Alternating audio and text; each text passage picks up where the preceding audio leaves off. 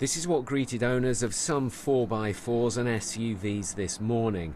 Flat tyres and a leaflet explaining why they shouldn't be driving these vehicles in London.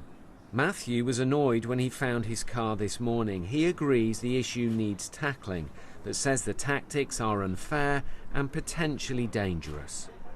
I just think that's the wrong approach. There seems to have been a bit of a change over the last few years about SUVs, and obviously with the energy crisis and the fuel crisis we've got. So I think people are naturally going to rethink their options anyway, as indeed we are.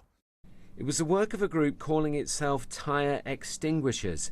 They say they targeted hundreds of cars across London. This doorbell footage from North London shows a similar group doing the same.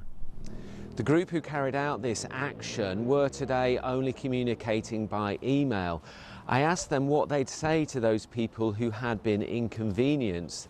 They replied, "It's not you, it's the car." Environmental campaigners are increasingly targeting everyday life in London. Insulate Britain brought large parts of the M25 to a standstill. The tyre extinguishers say they're copying tactics used in Sweden, which led to a drop in SUV sales. But many campaigners not involved in this action think SUVs aren't appropriate in cities. They say they're too big and many are too polluting. People don't need vehicles this large and powerful. The places in the country where the biggest and most polluting vehicles are most popular are not remote hillsides in the countryside. We're not talking about farmers, and we're not talking about, people who are working construction. Where these are most popular is in Kensington and Chelsea.